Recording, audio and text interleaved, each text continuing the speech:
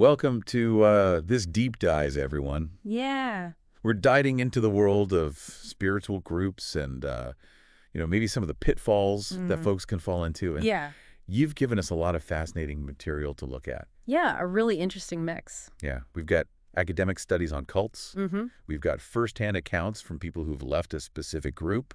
And we've even got some philosophical texts Right. about different ways of approaching spirituality. Yeah.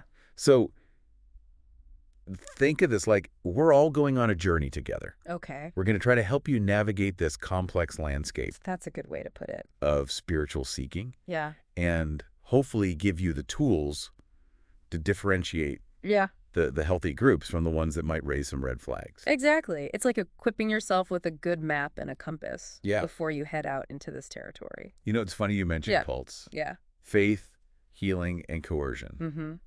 And it reminded me of this one time I was at a workshop, and the facilitator kept pressuring everyone to buy these really expensive crystals. Oh, wow. And they were saying that these crystals were like the only way to achieve true enlightenment. Really? It felt so manipulative. Yeah, I can see that. And it made me wonder, shouldn't Yeah. genuine spiritual growth be about Right. more than just, material possessions or blind obedience? Yeah, you're hitting on a really crucial point there. Yeah. Coercion and genuine spirituality. Yeah. Those are fundamentally incompatible. Right. Real spiritual growth should empower you, Yeah. not make you dependent on a leader or a product. Right. So how do we tell the difference Okay. between, somebody who's encouraging us to explore Yeah. and maybe a group that's using some manipulative tactics? Yeah, where do you draw that line? Where do we even begin to draw those lines? Well, you know the word cult itself. Right. It gets thrown around a lot, Yeah. but it's not always helpful. I s- It's better to focus on identifying patterns of behavior Okay. that might indicate a group is going down a dangerous path. Okay, so what are some of those red flags? All right, well, think of it this way. Yeah. There are two really prominent researchers in this field, Okay. Mark Galanter and Robert J. Lifton, Mm-hmm. and they've identified some key dynamics Yeah. to watch out for in groups. Right. And one of them is undue influence. Undue influence. Yeah, where groups use psychological tactics to control people's thoughts and actions. It's like a subtle form of brainwashing Yeah, it is. where you slowly lose your sense of agency. That's exactly right. Wow. And they talk about that in some of the materials that you shared with me. Okay, interesting. Yeah. And that often happens alongside isolation, right? Absolutely. Where they try to separate you from your support system. Yeah, they want to cut you off from anyone outside the group. So you only hear their perspective. Yeah, you're basically trapped in an echo chamber. You start to question your own judgment. And you only have them to turn to. That's right. You become completely reliant on the group Wow. for validation and information. That's a powerful image. Yeah, it's scary. It is. The thing- And it reminds me of something else these guys talk about. What's that? Information control.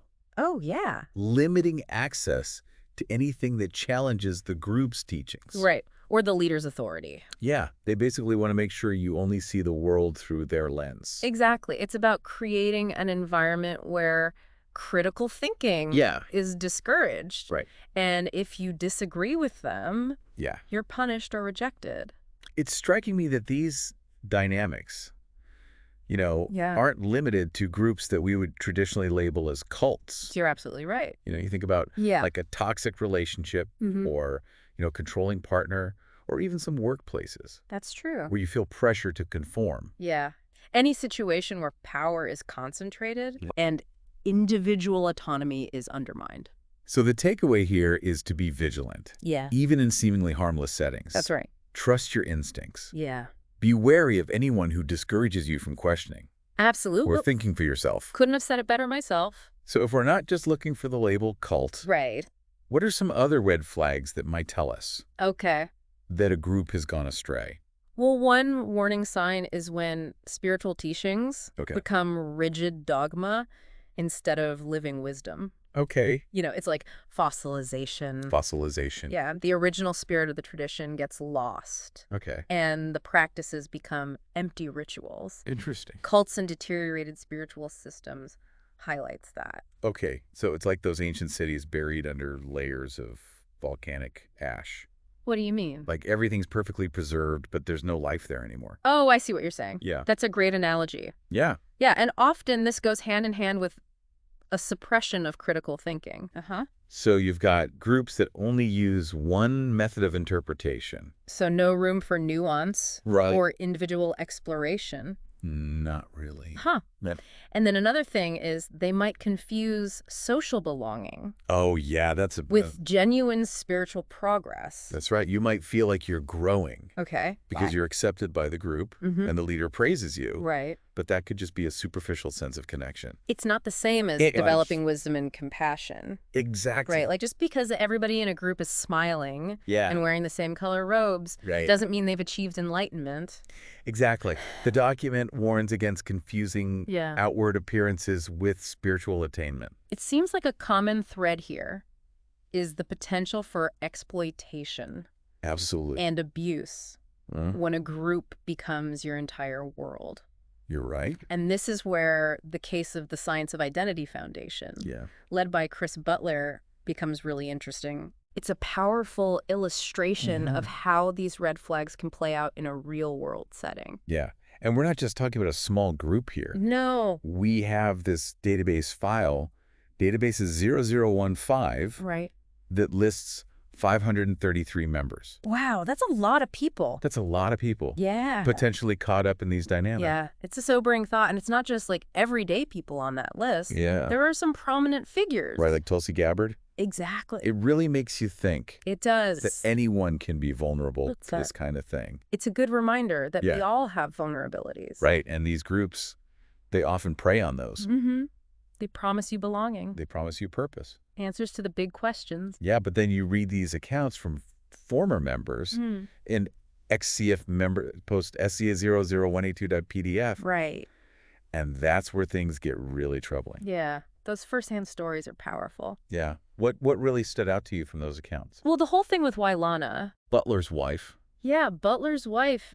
It's strange. It's bizarre. It seems like she was married multiple times. Right. And these marriages were like orchestrated by Butler himself. Oh, wow. That's a huge red flag right there. Yeah, if a leader is controlling people's personal lives. To that extent, yeah. To that extent, yeah. That's a major problem. And then there's all this talk about Butler's hypocrisy. Oh, right.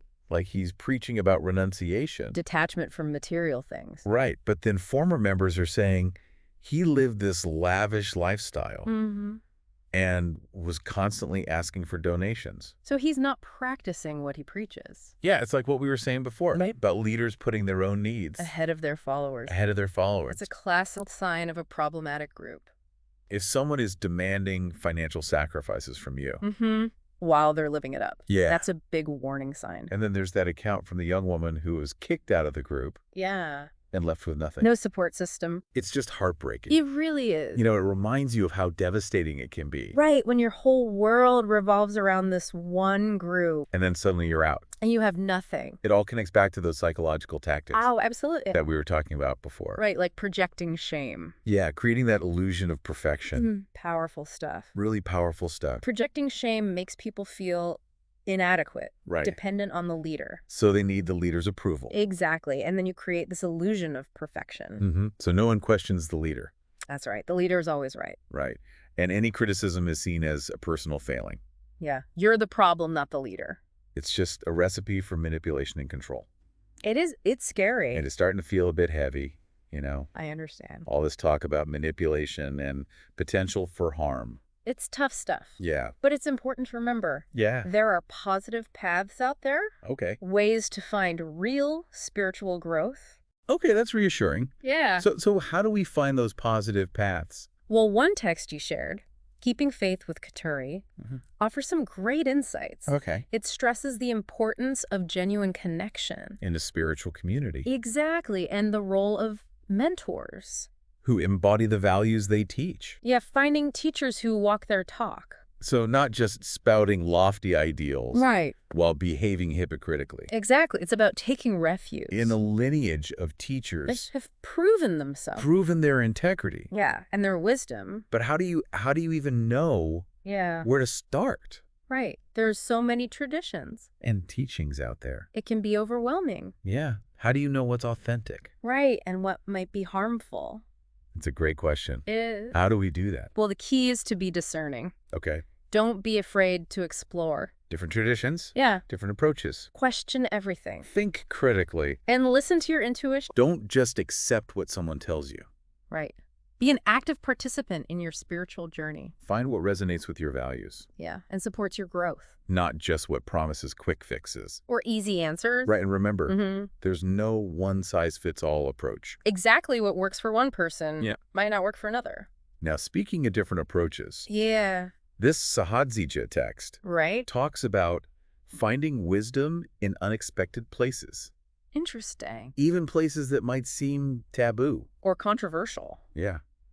That's a fascinating idea. It is. It reminds us that different cultures have their own unique spiritual paths. Right. Some practices might seem shocking to outsiders. They might even seem repugnant. But they hold deep meaning. Within their own context. So it's about understanding the context. Yeah, not judging based on our modern sensibilities. But what about the ethical concerns? That's where discernment is crucial. Right. Just because something is spiritual. Doesn't mean it's ethical. Or healthy. Right. Think about the potential impact. On yourself and others. Exactly. Be wary of anything that feels manipulative. Or exploitative. That's so important to remember. It is. Not everything labeled spiritual is good for you. Before we move on, there's one more connection I wanted to bring up. In some of these materials, particularly the stuff about Chris Butler. Right. And the Science of Identity Foundation. Okay. There are mentions of this multi-level marketing company. Oh, really? Called QNet. QNet. Okay. And it seems some key figures in the Science of Identity Foundation were also involved in QMet. Interesting. And QNet has faced allegations of what? Of being a pyramid scheme. Oh, wow. So there's a potential financial aspect to this. Yeah, some people even claim that QNet was a funding source. For the Science of Identity Foundation. For the Science of Identity Foundation. That's troubling. Yeah, it muddies the waters. It does. Where does spiritual practice end? And financial gain begin. Right. It raises some serious questions about the group's motivations. And the potential for exploitation. Anytime a spiritual group is mixed up with a business, that might be harming people financially. Yeah. That's a major red flag. It is. We need to be aware of these connections. Yeah. And think about the ethics involved. Yeah. It's a good reminder to be cautious. Absolutely. Of anyone promising quick riches or easy solutions. Especially in a spiritual context. Especially in a spiritual context, yeah. True spiritual growth is about inner transformation. It's not about material wealth. Right. It's about aligning your actions with your values, seeking wisdom and understanding. Not just chasing profits. Exactly. It's interesting to think about how all of this connects to the bigger picture. You know, we're living in such a crazy time. Yeah, times of immense change. So much uncertainty. People are searching for meaning. Yeah, they're looking for connection. In a world that feels chaotic. Yeah, it feels overwhelming. It's understandable that people are drawn to groups. Yeah, that often. Sense of belonging. Purpose. And certainty. Even if those things come at a cost. Yeah. It's like grasping for a lifeline. Yeah. When you feel like you're drowning. But as we've seen, not all lifelines are created equal. Right. Some might lead you further into danger. So it comes down to discernment. Now more than ever. We have to ask those tough questions. Challenge our assumptions. And be wary of anyone claiming to have all the answers. It's about finding that balance. Yeah. Between being open to new ideas. But also staying grounded. In our values and our intuition. Don't get swept away by promises that sound too good to be true. So true. So true. Real spiritual growth is a process. It's not a destination. It's a journey. And sometimes that journey involves questioning. Everything. Yeah, even challenging authority figures. Stepping outside your comfort zone. It can be uncomfortable. It can be. But that's where the real learning happens. Absolutely. It's when we face discomfort. That we break free from those limiting beliefs. And we discover new truths about ourselves. Exactly. So to our listener, if you're on a spiritual journey. Or even just starting to explore. Remember this. Be curious. Be discerning. And be true to yourself. Trust your intuition. Ask those tough questions. And don't be afraid to walk away. From anything that doesn't feel right. Yeah. True spiritual growth is about cultivating inner peace. Wisdom. Compassion. It's about finding that inner light that guides you on your path. Even when the world feels dark and uncertain. That's beautifully said. It's a journey worth taking. It is. Even with the potential for wrong turns and challenges. Absolutely. Thanks for joining us on this deep dive. It's been a pleasure. Until next time, keep seeking, keep questioning. And keep shining your light.